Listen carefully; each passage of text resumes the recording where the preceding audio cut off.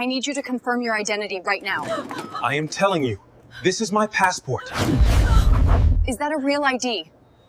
The flight attendant pointed straight at the black man near the front of the jet bridge and said, "Officer, he is trying to force his way into a seat that is not his." Every sound seemed to stop at once. The wheels of carry-on bags, the soft beeping from the boarding scanner, the tired conversations of travelers who only wanted to get home. Caleb Bennett stood under the cold fluorescent lights of Gate C-12 at Westbrook Airfield, one hand resting on the handle of his dark leather briefcase, the other holding a boarding pass that said, Seat 2A. He did not shout. He did not step forward. He did not even raise his chin. That was the part that made some people uncomfortable. His calm did not fit the story they had already been handed.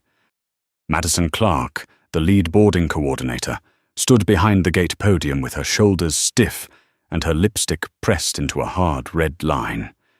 She had the sharp, exhausted look of someone who had been holding herself together for too many hours. Her headset sat crooked against her pinned-up hair. One of her hands gripped the edge of the counter, so tightly her knuckles had gone pale.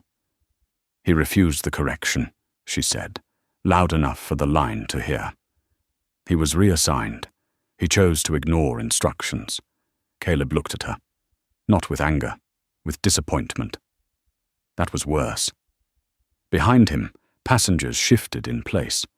A man in a tan sport coat looked down at the floor. A woman in running shoes lifted her phone, then hesitated. A little boy tugged at his mother's sleeve and whispered, "Mom, what did he do?" His mother pulled him closer and said nothing. That silence moved through the jet bridge like a draft. Caleb knew that silence. He had known it since childhood. He had seen it in grocery stores, office lobbies, hotel counters, and once outside a restaurant where a host asked if he was waiting for a delivery pickup while his white colleague was shown straight to the table. People didn't always need cruel words to wound you. Sometimes all they needed was a pause. Sometimes they just had to look away. "Sir," the airport police officer said, stepping closer. His name badge read Brooks. His tone was careful, but not yet kind. "I need you to stand right there and keep your hands visible." Caleb nodded once. "My hands are visible." The officer glanced at the boarding pass in Caleb's hand. Madison quickly spoke again. "That pass is no longer valid. The system corrected him to 22B. Caleb turned slightly, just enough for the people behind him to hear. "I paid for 2A. I checked in for 2A. I scanned at the gate for 2A. She changed it after I arrived." Madison's eyes flashed. "That is not accurate." A woman near the rope barrier finally stepped forward. Her name was Emily Parker, a trauma nurse from Kansas City, though no one knew that yet. What they saw was a tired woman in sneakers with a conference tote hanging from her shoulder and a face that had watched too many people pretend not to see pain. "It is accurate," Emily said. "I watched her do it." Madison snapped her head toward her. "Mom, this does not involve you." Emily's mouth tightened. "It involved me when you said it out loud." The jet bridge went still again. Farther back, Franklin Moore, a retired history teacher from Richmond, lowered his glasses and stared at the floor. He had spent 30 years teaching young people that public courage mattered. Yet in that moment, his own courage felt slow to arrive. Near the wall, Noah Ellis, a young architectural designer with nervous hands and watchful eyes, noticed something no one else did. Caleb's briefcase was old, but not cheap. The brass latch was worn smooth by years of use. The corner of a leather credential case peeked from the side pocket. Noah frowned. There was something official about it. Something heavy. Lauren Hayes, the lead flight attendant, stood in the aircraft doorway with her radio still in her hand. She had already accepted Madison's version before Caleb reached her. That happened often in airports. The first story became the truth, and every calm denial after that became resistance. "Sir," Lauren said, her voice clipped, "we cannot board with this kind of disruption." Caleb looked at her. "This disruption started when my seat was taken without a reason." Madison laughed once, cold and small. "There was a reason." "Then say it plainly," Caleb said. For a second, her face changed. The mask slipped. Not enough for everyone, but enough for Caleb. "This cabin was corrected," she said, lowering her voice for the kind of passenger it was meant to hold.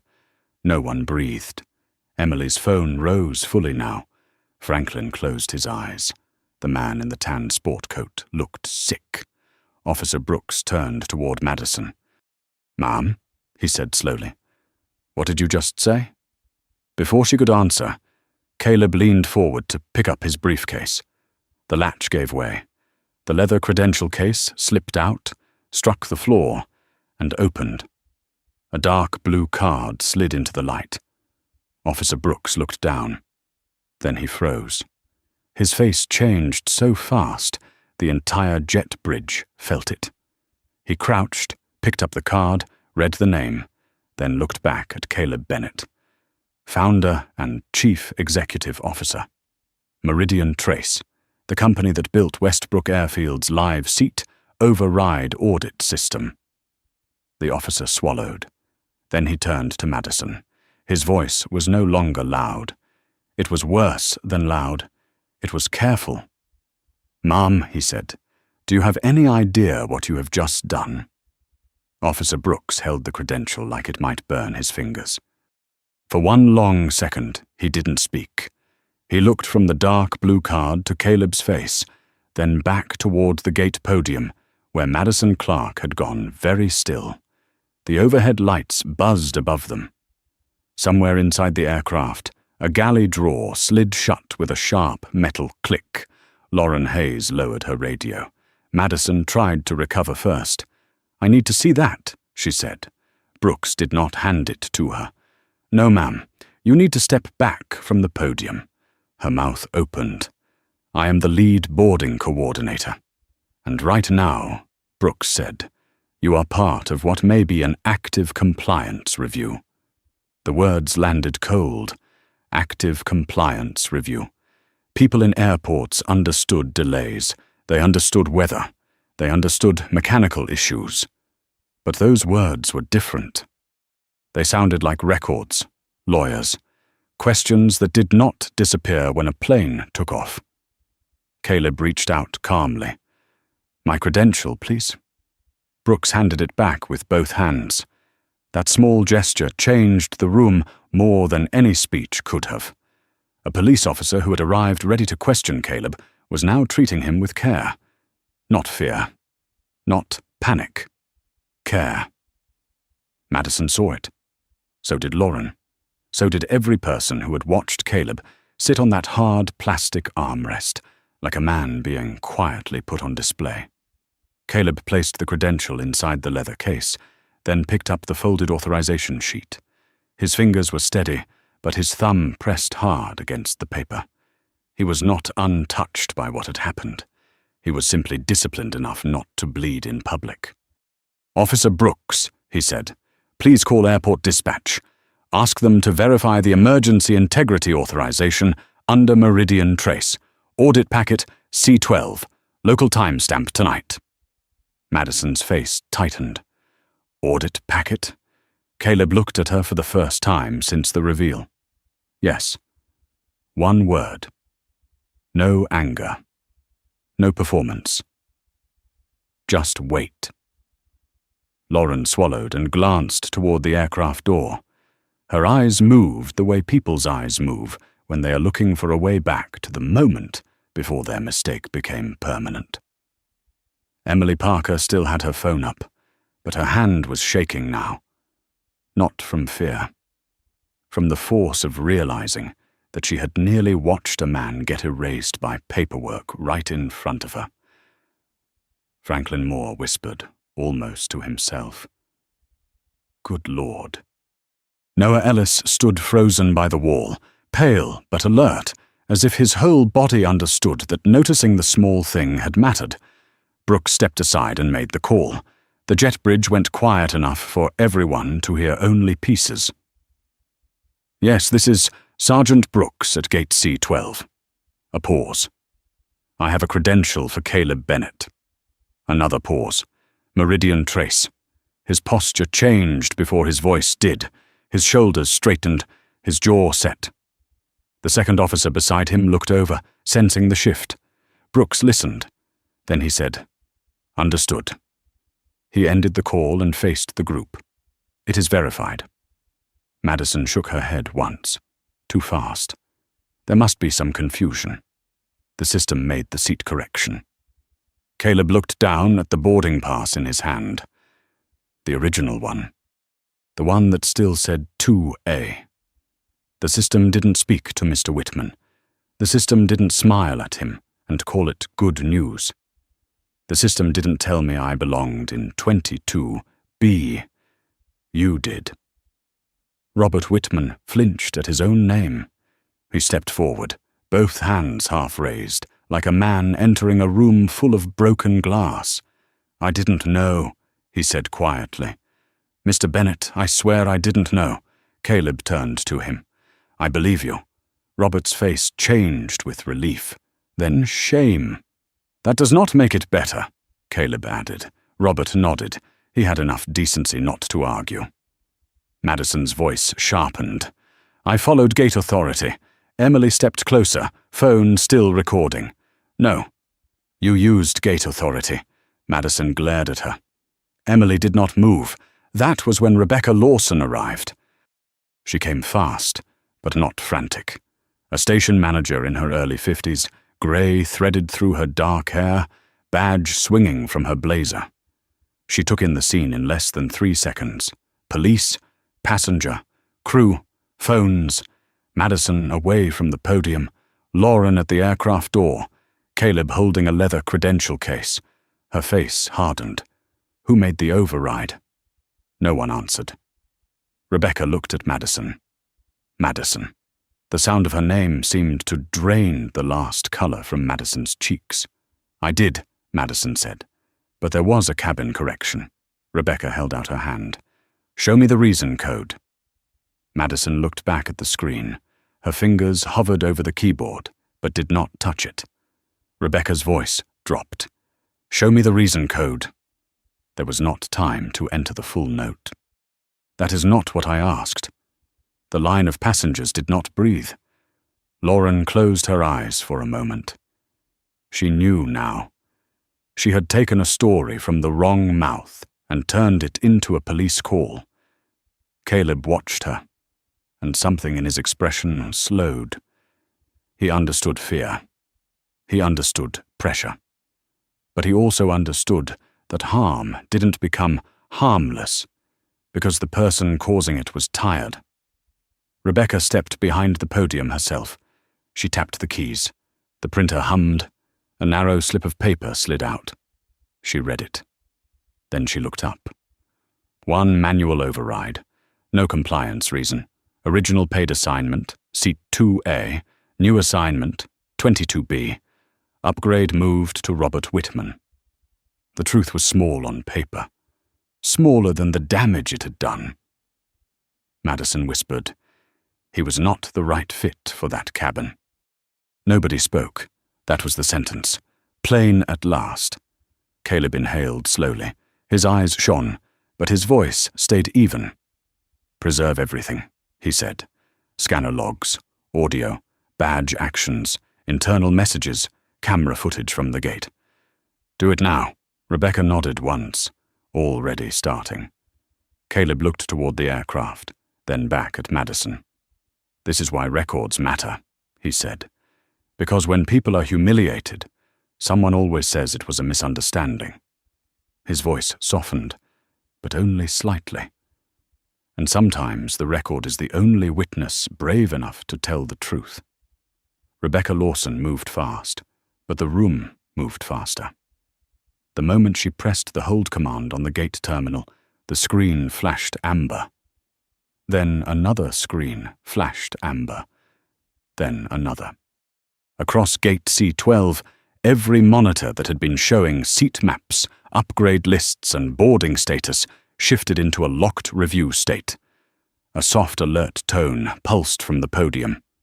Not loud, not dramatic, just steady enough to make everyone understand that something official had begun. Madison stared at the screen as if it had betrayed her. "This is unnecessary," she said. Her voice came out thin. "We are going to delay the whole flight over one seat." Caleb turned to her slowly. "No," he said. "This flight was delayed the moment you decided one passenger's dignity was negotiable." The words didn't rise. They didn't need to. Lauren Hayes looked down at her radio. Her thumb rested near the talk button, but she could not bring herself to press it. Minutes earlier, that radio had made her feel in control. Now it felt heavy in her hand. Rebecca typed again. "Gate audio is being preserved. Scanner logs are locked. Badge actions are frozen." She glanced at Officer Brooks. "Sergeant, I need your incident number." Brooks gave it to her without hesitation. His second officer looked toward Caleb, then toward Madison. The look was not hostile. It was worse. It was measured, the kind of look people used when they were already writing the report in their heads. Madison stepped closer to Rebecca. "Rebecca, I was trying to keep boarding on time." Rebecca did not look up. "Then why did you not enter an operational code?" Madison swallowed. The system was moving slowly. "Then why did you tell the cabin crew there was a difficult passenger before you explained the reassignment history?" Lauren flinched. Madison's lips parted, but no answer came. The silence stretched. Behind them, the passengers were no longer just watching. They were understanding, slowly, uncomfortably, like people seeing a stain spread across something they had assumed was clean. Franklin Moore removed his glasses and rubbed the bridge of his nose. His hands trembled, just a little. Emily noticed. "You okay?" she asked quietly. Franklin looked at her, ashamed. "I taught students about standing up for what is right for over 30 years, he said. "And when it was right in front of me, I waited." Emily's expression softened. "You are here now. That feels late." "It is late," she said. "But late is not the same as never." Those words stayed with him. They would stay with him longer than the flight delay. Longer than the news clips. Longer than the embarrassment of knowing he had hesitated while another man carried the weight alone. Near the wall, Noah Ellis kept looking at Caleb's briefcase. He still could not believe that one glimpse, one small official seal, had changed the direction of the night. He had spent most of his life doubting his own observations, at work, in meetings, in rooms where louder people spoke over him. But here his quiet attention had mattered. Caleb saw him looking. "You spoke up," Caleb said. Noah blinked. "I almost didn't, but you did." Noah nodded once, his throat tight. Rebecca's phone vibrated. She looked at the screen, then answered. "This is Lawson." She listened. "Yes, I am with Mr. Bennett now." Another pause. "No, do not clear any manual premium transfers from this gate. Not until legal signs off." Madison's eyes widened. "Manual transfers," she whispered. Rebecca lowered the phone from her ear and covered the microphone. "Madison, stop talking." But Madison could not stop. Panic had made her careless. "It was not about race," she said too quickly. "It was about cabin standards." The air changed. Even the aircraft seemed to go quiet. Caleb's face remained composed, but something behind his eyes closed like a door. "Cabin standards," he repeated. Madison looked around. She realized too late how it sounded. "I meant passenger profile, travel pattern, loyalty behavior." Rebecca stared at her. You are making it worse. Emily's phone was still recording. Robert Whitman took another step back. His face was pale. He looked at Caleb and said, almost helplessly, "I am sorry." Caleb nodded, but he did not comfort him. That mattered. Sometimes people who witness harm want the wounded person to soothe them, to absolve them, to make the room feel normal again. Caleb refused that labor. Rebecca ended the call and looked toward Lauren. "Ms. Hayes, did you verify the passenger's original paid assignment before calling airport police?" Lauren's eyes glistened. "No." "Did he threaten you?" Lauren shook her head. "No." "Did he raise his voice?" Another shake. "No." "Then why did you describe it as refusal of crew instruction?" Lauren pressed her lips together. For the first time that night, she looked directly at Caleb. "Because I believed what I was told," Caleb answered quietly. "And you chose who was believable." Lauren looked down. That sentence struck deeper than blame. It named the wound. Rebecca took a breath and turned to Officer Brooks. "Sergeant, I need this jet bridge cleared except for direct witnesses. This has moved beyond a boarding issue." Brooks nodded. "Understood." The crowd began to shift. Some passengers protested softly, others stepped back without a word. A few kept recording until Brooks asked them to stop blocking the walkway. The little boy who had asked what Caleb did wrong looked back once more as his mother guided him toward the seating area. This time his mother stopped. She looked at Caleb, then at her son, and she said, quietly but clearly, "He did not do anything wrong." Caleb heard it, his shoulders lowered by a fraction. Not relief, not victory. Something smaller, something human. A correction spoken out loud. Rebecca turned back to the podium, her voice firm. "Madison Clark, surrender your badge." Madison froze. "What? Your badge? Now. Rebecca, please. Now." Madison unclipped the badge with shaking fingers. The plastic card swung once before she placed it on the counter. It made a tiny sound, a sound too small for what it meant. Lauren watched, breathing shallowly. Rebecca faced her next. "Ms. Hayes, you are relieved from duty pending investigation." Lauren closed her eyes. When she opened them, she looked older. "Yes, ma'am." Caleb stood in the fluorescent light, still holding the original boarding pass for seat 2A. Around him were screens, badges, phones, witnesses, and the low hum of a system finally being forced to remember what happened. He looked at Rebecca. "Preserve deletion attempts, too." Rebecca nodded. "Already included." Caleb's voice dropped. "Good, because injustice always looks smaller after someone cleans up the evidence."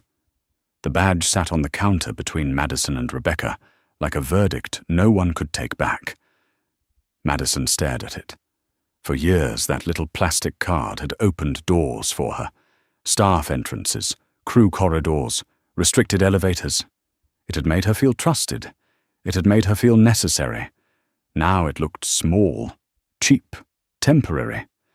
Rebecca Lawson picked it up and placed it in her jacket pocket. Madison's voice cracked. "Are you really doing this in front of everyone?" Rebecca looked at her without blinking. "You did it to him in front of everyone." The words struck clean. Madison looked toward Caleb, but he did not give her the comfort of looking away first. He stood still, his briefcase at his side, his original boarding pass still folded in his left hand. "Seat 2A. Paid. Confirmed. Taken."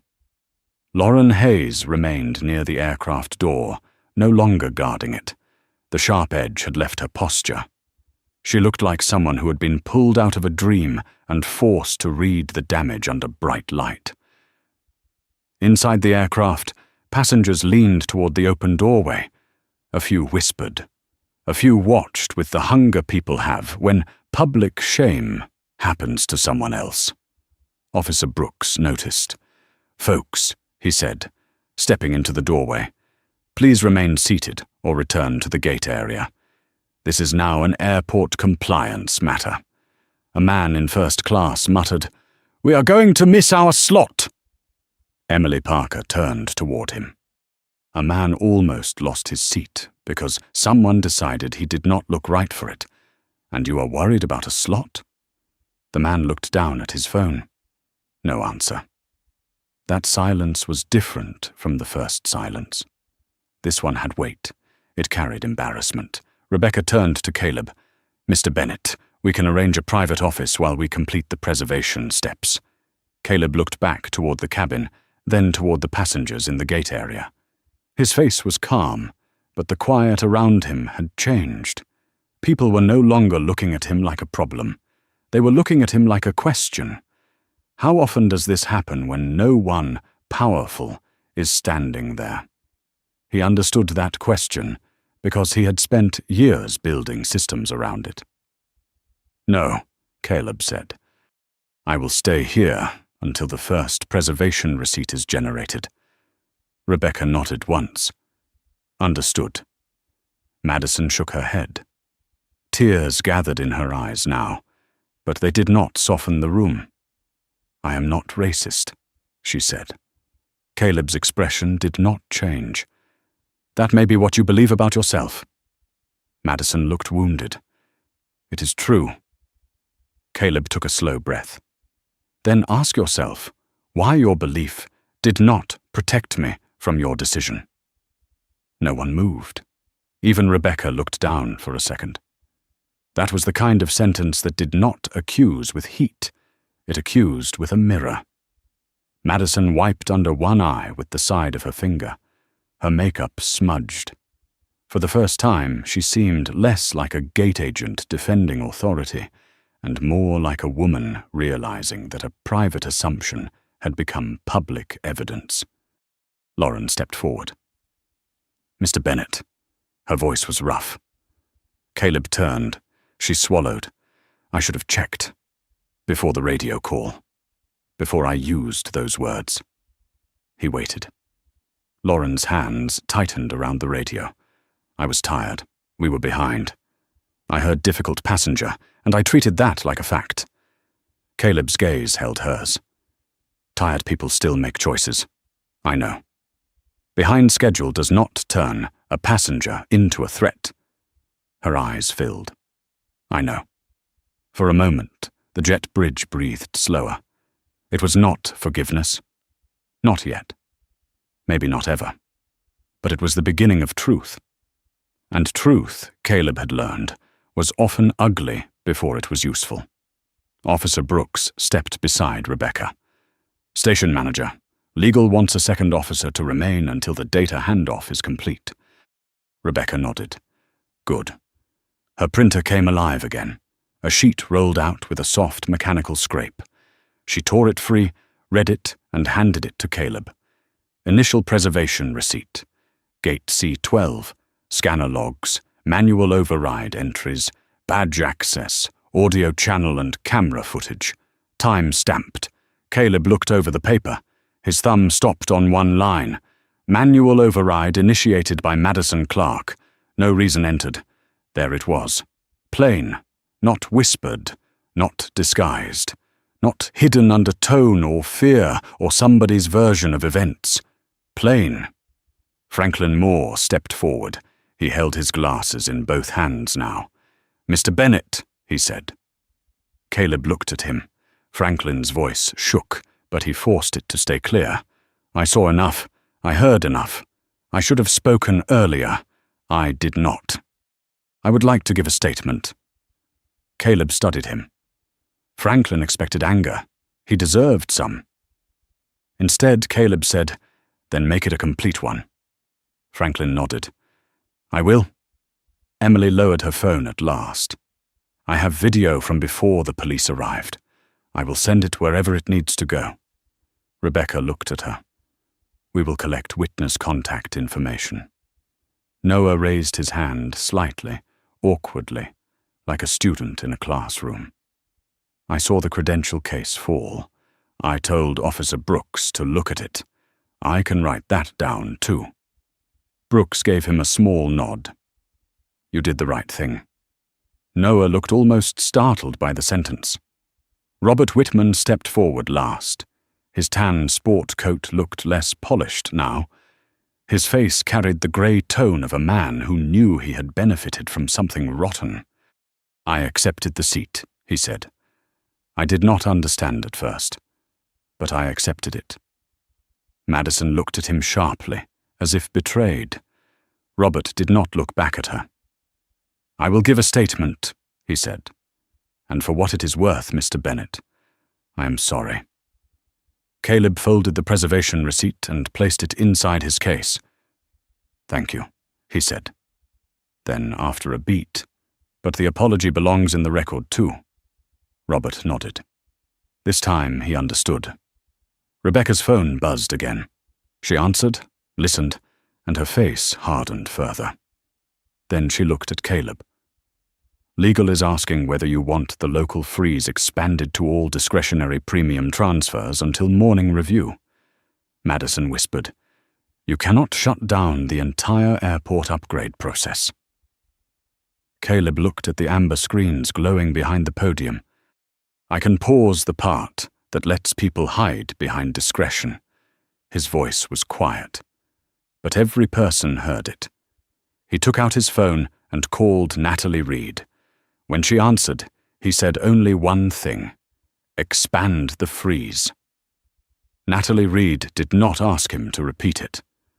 On the other end of the line, Caleb could hear the faint rhythm of a keyboard. Fast, controlled, professional. Natalie had worked with him long enough to know the difference between anger and procedure. Caleb didn't call for procedure unless the ground under him had already cracked. Local airport only? She asked.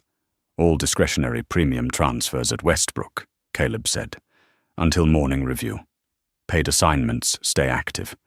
Medical accommodations stay active. Disability accommodations stay active. Family seating protections stay active. Everything else pauses. Rebecca Lawson stood close enough to hear every word. Her face tightened, but she did not interrupt. She understood the line he was drawing. He was not punishing passengers. He was protecting them from invisible decisions made in the dark. Natalie's voice came back. Legal preservation is live. Deletion logs are locked. I am sending notice to airport operations, carrier operations, and compliance council. Timestamp the triggering incident. Already done. Caleb looked at Madison. Add the original paid seat. Natalie paused for half a breath. Seat 2A. Yes. Logged. Across the terminal, the amber alerts spread like quiet fire. At gate C9, an agent stared at a frozen upgrade screen and frowned. At gate D3, a supervisor's phone began buzzing before he could finish his coffee. In an operations office behind a coded door, 3 managers looked up from their monitors as one line appeared across the internal dashboard. Discretionary premium transfers, suspended pending integrity review. No one in the public seating area understood the technical language, but they felt the effect. Employees stood straighter. Radios grew busier. Conversations got shorter. Systems have a sound when they are exposed. It is not a scream. It is the sudden discipline of people realizing someone is watching. Madison saw the alert on Rebecca's screen and shook her head. You are making me the face of something bigger than what happened. Caleb lowered his phone. No, he said. You made me the face of something smaller than who I am. That struck harder than shouting. Madison's eyes dropped. For a moment, she looked like she might finally understand. Not fully. Not enough. But a crack opened. Behind all the defensiveness was fear. Fear of losing her job. Fear of being named.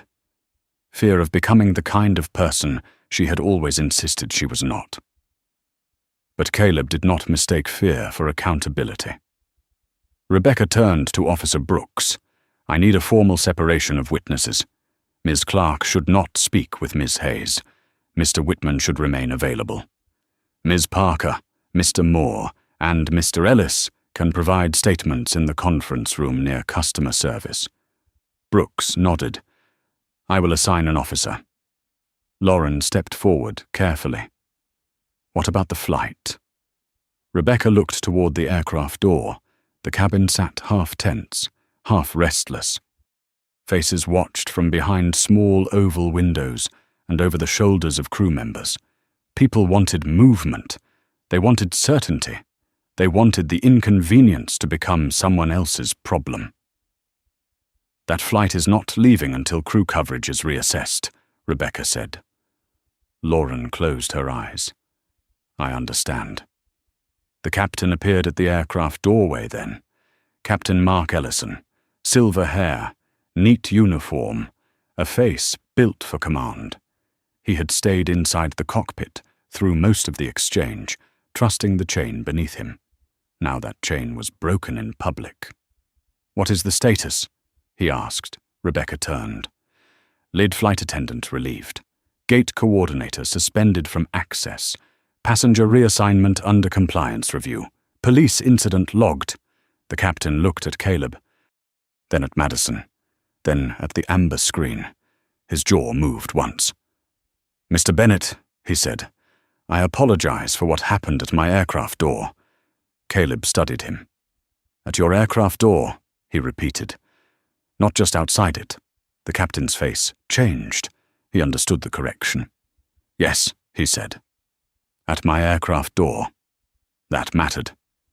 Not enough to fix it, but enough to mark the boundary of responsibility. Emily watched from the side, still holding her phone against her chest. She had spent years in emergency rooms watching people apologize only when consequences arrived. This felt similar, but there was something else here too. A chance. Small, fragile, but real. She stepped closer to Caleb. Do you want me to send the video now? Caleb looked at her phone. Send it to the officer and to Ms. Lawson. Keep the original. Emily nodded. Then, softer, she said, I am sorry you had to stay that calm. Caleb's expression shifted, just slightly. That sentence reached somewhere deeper than the apologies about delay, procedure, and confusion. Emily had named the labor, the invisible work, the swallowed anger, the careful breathing, the measured tone used not to comfort himself, but to keep others from calling him dangerous. For the first time that night, Caleb looked tired. Thank you, he said. Franklin heard it and looked away. His eyes watered. He thought of boys he had taught, young men who had sat in his classroom, learning the Constitution, learning rights, learning dignity. He wondered how many had already learned, outside school, that dignity had to be proven twice. Noah stood near the wall, writing his name and number on a witness form. His hand still shook, but he kept writing. Robert Whitman removed his sport coat and draped it over his arm. Without the coat, he looked less important and more human. He approached Caleb once more, stopping at a respectful distance. I should have refused the seat the moment I understood, he said. Caleb nodded. Yes. Robert swallowed. I will remember that. Caleb held his gaze. Remember it before it benefits you next time. Robert looked down. Rebecca's printer started again. Another receipt, another log, another record that could not be softened later. Madison watched the paper slide out. Her voice broke into a whisper. I did not think it would go this far. Caleb turned toward her. That is the privilege of starting harm, he said. You get to be surprised by the distance it travels. No one spoke after that. The amber screens glowed, the jet bridge hummed, and for the first time all night the system was no longer moving past the wound. It had stopped at it. The conference room near customer service had glass walls, but nobody inside felt protected by them. Every movement could still be seen from the terminal. Every expression, every lowered head, every folded hand. The room smelled faintly of old coffee and printer toner. A wall clock ticked above a framed airport safety poster, its second hand moving with a small dry snap. Caleb sat at one end of the table, not at the head, just at the end nearest the door. That choice was noticed. Rebecca noticed it. Officer Brooks noticed it. Even Madison, seated 2 chairs away with her hands locked in her lap, noticed it. Caleb had the authority to own the room, but he refused to perform power for comfort. He had seen too many people confuse domination with justice. Rebecca placed a recorder in the center of the table. "For the record," she said, "this is a preliminary witness intake regarding Gate C-12, Westbrook Airfield, discretionary seat reassignment involving passenger Caleb Bennett." Madison stared at the recorder. It was small, black, ordinary, and terrifying. Lauren sat across from her, no longer in full command of herself. Her uniform was still neat, but her face had changed. The polished flight attendant mask had cracked around the eyes. She kept rubbing her thumb across the edge of her radio, though Rebecca had already taken it from her. Officer Brooks stood by the wall, notebook open. Emily Parker sat upright, her phone on the table in front of her. Franklin Moore sat beside her, both hands wrapped around a paper cup he had not touched. Noah Ellis stood at first, then sat only after Caleb looked at an empty chair and said, "Please." Robert Whitman remained near the door. He seemed unsure whether he had earned the right to sit. Rebecca began with Madison. "State what you did." Madison lifted her eyes. "I reassigned Mr. Bennett from seat 2A to seat 22B. "Why?" Madison's throat moved. There was a premium cabin adjustment. Rebecca waited. The clock ticked once, twice. "That is not a reason," Rebecca said. Madison looked toward Caleb. His face did not help her. It did not punish her either. That somehow made it worse. "I believed Mr. Whitman was more appropriate for the seat." The words came out quiet. Lauren closed her eyes.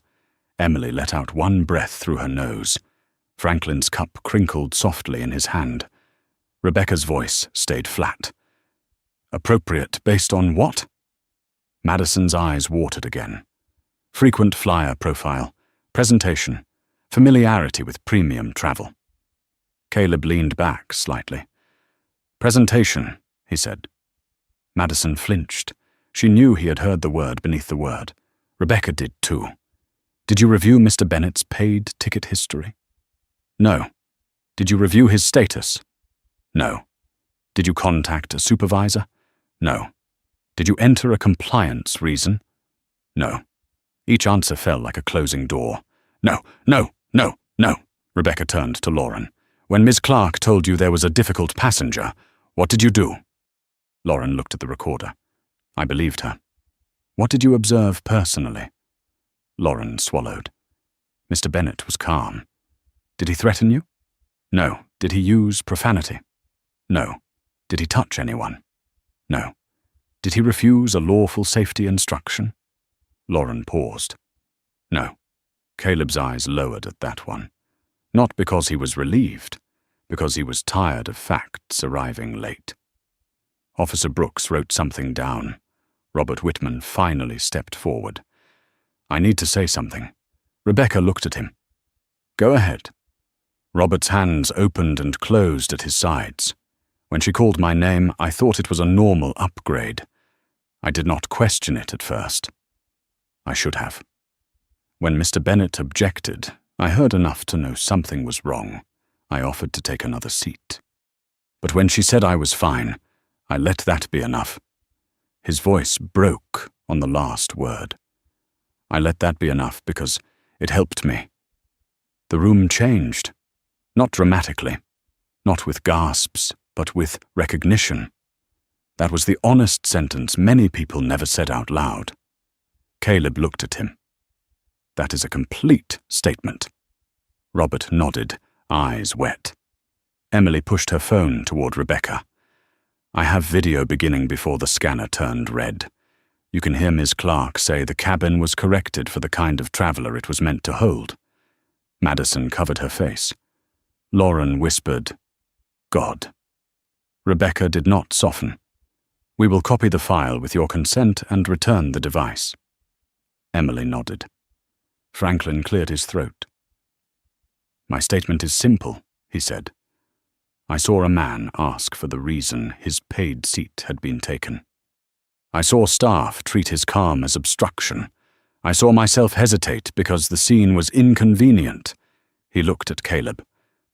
I am ashamed of that, but shame is only useful if it changes what I do next. Caleb held his gaze for a moment, then nodded. Noah spoke last. His voice was quiet, but it did not shake this time. I noticed the credential case because it looked official. I was afraid to interrupt the officer. Then I thought about what would happen if nobody checked it. So I spoke. Officer Brooks looked up from his notebook. And I am glad you did. Outside the glass wall, passengers drifted past, pretending not to look in. A few slowed down, a few pointed. The story was already leaving the room. It had legs now, phones, messages, fragments of video moving faster than any official report. Rebecca's phone vibrated again. She looked at the screen. Her face changed. Airport Legal has confirmed the preservation hold. Carrier Legal has requested a copy of all statements. Local Operations wants to resume boarding with a replacement gate lead and replacement cabin lead. Madison looked up quickly, desperate. So the flight can go? Rebecca did not answer her. She looked at Caleb. Mr. Bennett, we can restore your seat 2A. The room went still. There it was. The seat. The thing everyone had pretended was the whole story. Caleb looked at the folded boarding pass in front of him. Then he thought of Ethan at home. The science fair rocket. The glue drying on the kitchen table. The small hands waiting for his. His face softened for the first time all night, then hardened again. No, he said. Rebecca blinked. No? Caleb stood slowly. I will not sit in a cabin where my dignity had to be verified by a badge. No one answered. He picked up his briefcase. That is not restoration. That is damage control. The word stayed in the room after he opened the door. Caleb stepped out of the conference room, and the terminal seemed to pull back from him. Not physically. People still moved. Bags still rolled. Announcements still echoed from the ceiling. A coffee machine hissed behind a kiosk. Somewhere, a baby cried, sharp and tired, then softened against a parent's shoulder. But the space around Caleb had changed. He was no longer being watched as a problem. He was being watched as proof. That was its own burden. Rebecca followed him into the hallway. Mr. Bennett, she said. I can arrange a hotel room, a private car, another airline, anything you need. Caleb stopped near the window overlooking the ramp. Outside, blue taxiway lights blinked in the dark, like a second sky laid across the ground. His flight sat at the gate, door still open, its nose pointed toward a destination he no longer wanted to reach that way. My son is waiting for me, Caleb said. Rebecca's face softened. How old? 12. A quiet pause. Science fair. Caleb looked at her. Rebecca gave a tired little smile. I have a daughter, 8th grade. I know the look of a parent trying not to miss the important small things. For the first time, Caleb's shoulders dropped. Not much, just enough to show the man beneath the title, beneath the credential, beneath the calm everyone had mistaken for invulnerability. He built a rocket, Caleb said. Cardboard tube, plastic fins, too much glue. Rebecca nodded. That sounds about right. He asked me if I would help him make it fly straight. His voice thinned at the edge, then steadied again. And I told him yes. Rebecca looked down. I am sorry we made that promise harder to keep. Caleb did not answer right away. He watched a baggage cart move beneath the aircraft wing. A worker in a reflective vest lifted suitcases one by one, doing honest labor no passenger would ever see. My mother cleaned airport floors on the overnight shift, Caleb said. 23 years. She used to tell me airports show you who people think they are when they are in a hurry. Rebecca listened. No defense, no interruption. That is what people misunderstand about dignity, Caleb continued. It is not extra. It is not a luxury service. It is not something you earn with a seat number. His eyes stayed on the ramp. It is the floor. It is where everything should start. Behind them, Emily stepped out of the conference room. Franklin followed. Noah came last, holding his witness copy like a document he was afraid to bend.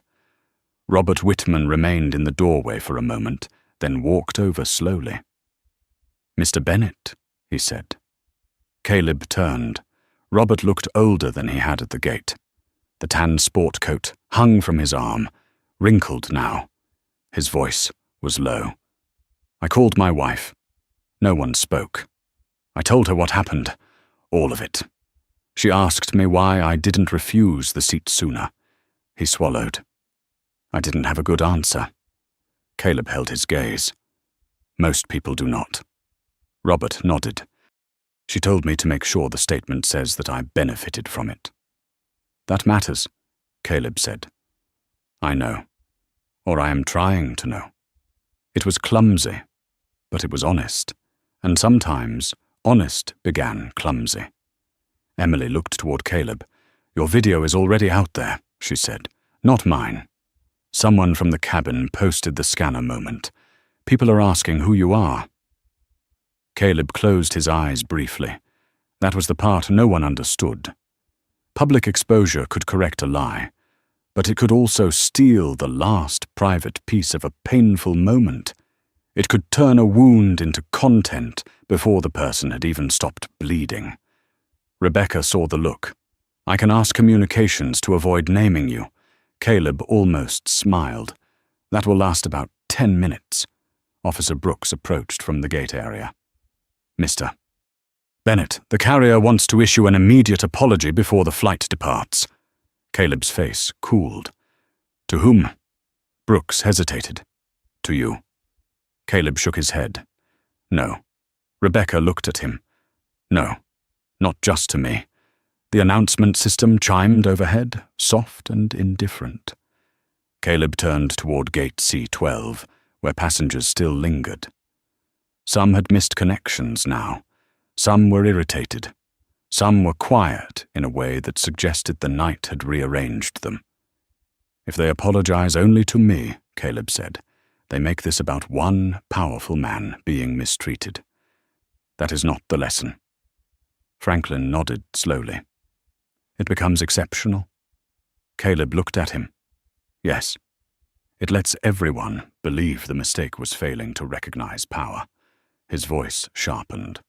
The mistake was denying humanity. Those words seemed to pass through the terminal. Emily lowered her eyes. Noah stopped fidgeting with the paper. Robert looked at the floor. Rebecca took out her phone. What do you want the apology to say? Caleb looked back through the glass at the aircraft. Seat 2A was probably empty again. Clean. Waiting. As if nothing had happened. But something had, and it would not be hidden behind a fresh boarding group and a closed cabin door. Say the passenger had a paid assignment, Caleb said. Say it was manually changed without a documented reason. Say airport police were called based on an incomplete and misleading account. Say the review is not about special treatment. It is about equal treatment, Rebecca typed as he spoke. Then Caleb added, quieter. And say every passenger has the right to be treated as credible before they are treated as suspicious. Rebecca stopped typing for a moment. Then she finished. Officer Brooks read over her shoulder and nodded once. That is fair. From the gate, Madison's voice rose faintly. She was speaking to another manager now, upset, frightened, still trying to explain herself into a smaller version of the truth. Caleb heard only pieces. Pressure. Misread. No intent. He turned away. Intent had become the hiding place of too many people who did harm. The terminal announcement chimed again. This time, Rebecca walked to the gate microphone. Her hand hovered over the button. Then she looked back at Caleb. He gave no nod. No performance. No blessing. He simply stood there. So she pressed the button. "Ladies and gentlemen at gate C12, Rebecca said, her voice clear across the waiting area. "We need to address what happened here tonight." The terminal quieted. Even the angry passengers looked up. Caleb stood by the window, the blue lights reflecting in his eyes, and listened as the first official truth entered the public air. Rebecca's voice moved through gate C12 with no music behind it, no corporate softness, no careful blur. Tonight, a passenger with a paid and confirmed seat assignment was manually reassigned without a documented reason. The words hit the terminal like a dropped tray. People looked up from their phones. A man holding a half-eaten sandwich stopped chewing. A grandmother pulled one earbud out. Near the windows, two teenagers who had been laughing over a video went quiet. Rebecca kept her eyes on the page, but her voice didn't shake. Airport police were contacted based on an incomplete and misleading account. The passenger did not threaten staff. The passenger did not become aggressive. The passenger asked for the reason his seat was changed. Madison stood near the service counter with another manager beside her. Her face twisted, not with anger now, but with exposure. There is a special kind of fear that comes when the truth is no longer trapped in a room with you. Lauren sat alone in a chair by the wall, arms folded tight across her uniform. She did not look at Madison. She stared at the floor, as if every word from the speaker was being placed there in front of her. Rebecca continued, "This matter is under formal review. The airport has preserved scanner logs, audio records, badge activity, and manual override history. Discretionary premium seat transfers have been paused pending review." A low murmur moved through the gate. One passenger whispered, "So he was right." Another said, softer, "They called police on him for asking." Caleb heard both. He did not turn. He stood by the glass and watched the reflection of the gate behind him. Faces floating over the dark runway, his own face among them. Still, tired, older than it had looked that morning. Rebecca took a breath. Westbrook Airfield apologizes not because the passenger was someone with influence, but because every passenger deserves equal treatment. Every passenger deserves to be treated as credible before being treated as suspicious. That sentence changed the air. Not completely. Airports do not heal that fast. But something shifted. Shoulders lowered, eyes moved. A few people looked at Caleb, then looked away. Not from avoidance this time, but from respect. Emily wiped under one eye with her thumb. Franklin whispered, "That is the lesson." Noah nodded, though no one had asked him anything. Robert Whitman stood with his sport coat over his arm and looked like a man hearing a sermon he had not known he needed. Rebecca ended the announcement. "Boarding updates will follow shortly. Thank you for your patience." The microphone clicked off. For a moment, no one spoke. Then the little boy from earlier stepped away from his mother and walked toward Caleb. His mother reached for him, but stopped. The boy held something in his hand. A small paper airplane folded from a boarding pass sleeve. He stopped a few feet away. "Sir," he said, voice small, "I made this. Caleb looked down at him. The boy held it out. "I think planes should be fair," he said. That was when Caleb almost broke. Not because the sentence was perfect. It was not. It was childish and simple and made from the clean logic-y adults spend lifetimes burying. Planes should be fair. Caleb crouched slowly, so he was at the boy's eye level. "What is your name?" "Tyler." "Thank you, Tyler." The boy looked toward the gate, then back at Caleb. "My mum said you did not do anything wrong." Caleb glanced up at the mother. She gave a small, embarrassed nod. "I should have said that sooner," she said. Caleb stood. Most people should. The words were honest, but not cruel. The mother accepted them. "Yes," she said. "We should." Behind Caleb, Officer Brooks cleared his throat. "Mr. Bennett, media calls have started coming into airport communications." Rebecca's phone buzzed again at the same time. Then Emily's. Then Franklin's daughter called. Then Robert's wife sent another message. The story had crossed the walls. It was no longer waiting for official permission. A clip showed the red scanner light. Another showed Lauren with the radio. Another caught Madison's words. Faint but clear enough. The kind of passenger it was meant to hold. That phrase began moving across screens before the flight even left the gate. A retired pastor in Atlanta posted it with a question. Who gets to decide what kind of person belongs? A school teacher in Omaha shared Emily's video and wrote, "This is why we teach children to speak up." A travel blogger slowed the clip down and pointed out how Caleb never raised his voice. By the time replacement crew arrived, Gate C-12 had become something larger than an airport delay. It had become a mirror.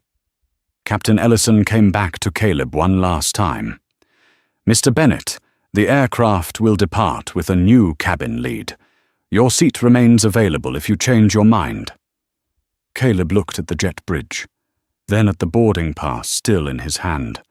2A, a small rectangle of paper that had somehow carried the full weight of a country's oldest question. Who gets believed? He folded it once, then again. "No," he said. "I am going home another way." The captain nodded. "I understand." Caleb looked at him. "I hope you do more than understand." The captain held his gaze. "I will." Caleb did not know yet whether that promise would survive paperwork, meetings, lawyers, and the slow dulling of urgency. But he heard something in the man's voice that sounded less like reputation management and more like shame. That was a beginning. Rebecca arranged a car to take Caleb to a nearby regional airport where a late connection through Cincinnati might still get him home before dawn. Caleb almost refused the help. Then he thought of Ethan and the rocket on the kitchen table. Pride could wait. Fatherhood could not. As he walked toward the exit, Emily called after him. "Mr. Bennett." He turned. She raised her phone slightly. "I will not let the video become entertainment. I will make sure people understand what happened." Caleb nodded. "That matters?" Franklin stepped beside her. "And I will tell my students about tonight." Caleb's tired eyes softened. "Tell them courage usually arrives late, but it still has to arrive." Noah lifted his witness copy. "I'm going to keep a copy of my statement." "Good," Caleb said. "People remember better when they keep proof." Robert Whitman stood last, silent. Caleb looked at him. Robert said, "Next time, I will refuse the benefit." Caleb answered, "Next time, do it before someone has to bleed for you to notice." Robert nodded. No defense. No excuse. Caleb walked on. Behind him, Gate C-12 resumed motion. Bags rolled. Names were called. The plane would leave late. Some passengers would complain. Some would forget. Some would never forget. But for the first time that night, the official record and the human truth were standing on the same side. And that was not justice yet. But it was no longer silence. Caleb reached Columbus while the sky was still dark. The car from the regional airport pulled up in front of his house at 4:16 in the morning. The neighborhood was quiet in that deep, fragile way that only exists before sunrise. Porch lights glowed against damp sidewalks. A newspaper lay folded at the end of a driveway. Somewhere down the block, a dog barked once, then gave up. Caleb sat in the back seat for a moment after the driver stopped. His phone had not stopped vibrating for hours. News alerts, messages from colleagues, missed calls from legal, a text from Natalie that said the preservation hold was secure, another from Rebecca Lawson that said Madison Clark had been placed on immediate suspension and Lauren Hayes had been removed from passenger duty pending investigation. Then there was one message from Ethan. "Dad, are you almost home?" Caleb stared at that one the longest. The driver looked at him in the rearview mirror. "You all right, sir?" Caleb gave a small nod. "Yes. Thank you." But he was not all right. Not fully. People often thought power healed humiliation. They imagined that because a man had authority, money, lawyers, or a title, the wound could not go deep. But humiliation did not check a resume before it entered the body. It went where it wanted. It sat in the throat. It tightened the hands. It followed a man home. Caleb stepped out of the car with his briefcase in one hand and the folded boarding pass in the other. The porch light came on before he reached the steps. Ethan opened the door in pajama pants and a faded space camp shirt. His hair was flattened on one side. His eyes were heavy with sleep, but when he saw his father, they lit up. "You came." Caleb stopped at the bottom step. "I told you I would." Ethan looked past him at the empty street. "Was your flight late?" Caleb climbed the steps slowly. Something happened at the airport. Ethan studied his face, the way children do when they know adults are choosing words carefully. "Bad?" Caleb opened the door wider and stepped inside. "Yes," he said. "Bad." The kitchen light was still on.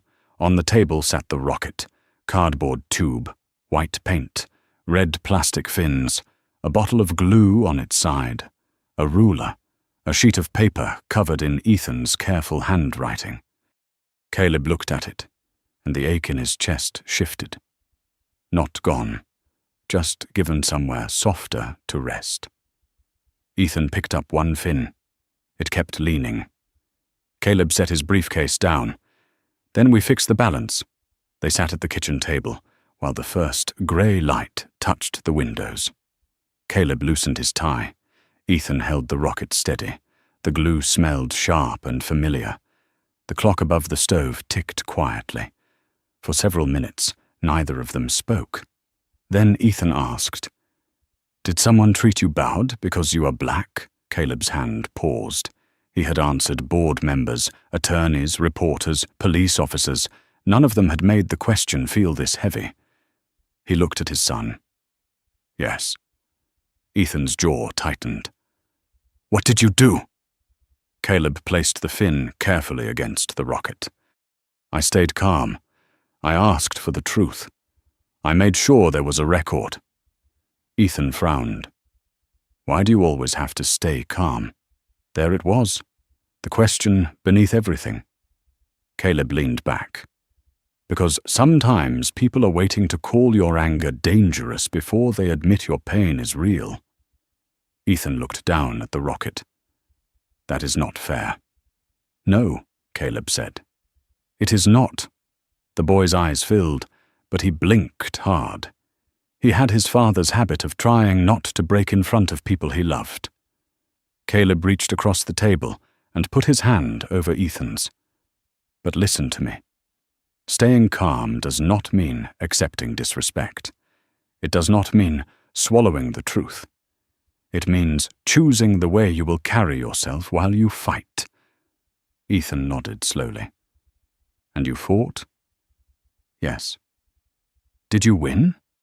Caleb looked at the rocket. One fin now straight, one still waiting. I made sure they could not pretend it did not happen. Ethan thought about that. That sounds like winning a little. Caleb smiled for the first time in hours. A little. By 7 in the morning, the story had moved across the country. National morning shows played the clip of Rebecca Lawson's announcement. Legal analysts talked about discretionary authority. Former airline employees explained how manual seat overrides worked. Civil rights advocates spoke about the quiet ways bias hid inside procedure. But the moment that replayed the most was not the system freeze. It was not the badge. It was not even Officer Brooks asking Madison if she knew what she had done. It was Caleb standing still while Madison's words hung in the jet bridge, the kind of passenger it was meant to hold. That sentence became the wound everyone could hear. At Westbrook Airfield, Rebecca Lawson arrived for an emergency operations meeting with no makeup, a paper cup of coffee, and the look of a woman who had slept less than an hour. Around the table sat carrier executives, airport counsel, human resources, compliance staff, and 2 outside investigators. Madison Clark's file lay open on the screen. Lauren Hayes's incident report sat beside it. The room was quiet until Rebecca spoke. "We are not here to protect the airport from embarrassment," she said. "We are here to protect passengers from a process that allowed embarrassment to become harm." No one argued, not because they all agreed, because the logs did. And logs do not blink. By noon, the carrier issued a public statement confirming that a manual reassignment had been made without documented cause. By evening, Madison was formally terminated, pending final labor review. Lauren was suspended, retrained, and removed from lead passenger-facing duty. But Caleb did not watch most of it live. He was in Ethan's school gym, standing near a folding table, while a small red and white rocket pointed proudly toward the ceiling. Ethan's label read, "Stability matters." Caleb looked at those 2 words and felt something in him loosen. A rocket needed balance to fly straight. So did a system. So did a country. The plaque at Gate C-12 was installed almost a year later. It was small, smaller than most people expected. No gold trim, no dramatic language, no photograph of Caleb Bennett. Just a blue metal plate mounted beside the boarding scanner, close enough that every gate agent had to see it before touching the keyboard. Every seat reassignment requires a recorded reason. That was all it said.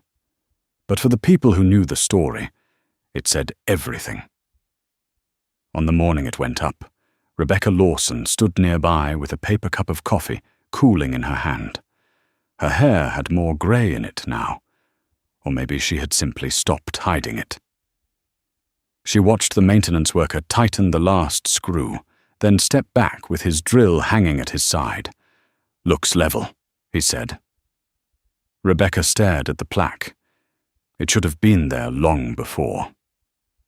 The worker did not know what to say to that, so he only nodded and packed up his tools. Across the terminal, Gate C-12 moved like any other gate. Bags rolled, phones rang. A child complained about being hungry. A man in a baseball cap argued softly with his wife about overhead bin space. Life had returned to its ordinary noise. But ordinary was not the same as unchanged. At the podium, a new gate lead named Angela Price helped an elderly passenger who had been accidentally split from her husband. Angela looked at the screen, then at the plaque, then back at the screen. "I can fix this," she said gently. "But I have to enter the reason first." The elderly woman nodded. "That seems fair," Angela typed slowly. "Passenger assistance, married travelers seated together. No premium displacement. The system accepted it. A simple thing, a clean thing. No whisper, No assumption. No hidden hand moving one person out of place for another. Rebecca saw it happen and let out a breath she did not know she had been holding. That was reform in real life. Not speeches. Not press releases. Not polished panels where leaders promise to do better. It was a tired gate agent, under pressure, taking 10 extra seconds to write the truth down. Caleb Bennett returned to Westbrook that same afternoon, not for ceremony. He had refused one. He came because Meridian Trace had a final review meeting with airport operations, and because he wanted to see the plaque with his own eyes before the system closed its first full audit cycle. He wore a dark coat, plain shoes, and the same old watch. People still might have mistaken him for a quiet college dean or a city attorney flying home after a conference. That did not bother him. It never had. What bothered him was when people treated that assumption like permission. Rebecca saw him first. "Mr. Bennett," she said. "Ms. Lawson." They shook hands near the scanner. For a moment, neither of them looked at the plaque. They watched the line instead. A black teenager with headphones stepped forward and scanned his boarding pass. Green light. A white mother with 2 children followed. Green light. An older veteran in a wheelchair was assisted through with care. Green light. Ordinary dignity. That was the goal. Not special treatment. Not fear. Just ordinary dignity, given without being forced. Rebecca finally said, "The first month of required reason codes reduced discretionary premium changes by more than 60%. Caleb nodded. And complaints? Down. Staff pushback? High at first, she admitted, then lower once they realized documentation protects good decisions too. Caleb looked at her then. That is the part people miss. What? Accountability is not the enemy of good workers. It is protection from bad habits. Rebecca's eyes softened. I use that line in training now. He almost smiled. Send the royalty checks to my son's science club. She laughed quietly, and the sound carried no lightness that ignored the past. It carried the kind that comes after hard work, when people are still tired but no longer pretending. A few feet away, Franklin Moore stood with a group of students from Richmond. He had organized a senior class trip around civic responsibility and public systems. When he saw Caleb, his shoulders straightened. He did not rush over. He simply placed a hand over his heart. Caleb nodded back. Emily Parker arrived later, still wearing sneakers, still walking like someone who had spent her life moving toward emergencies instead of away from them.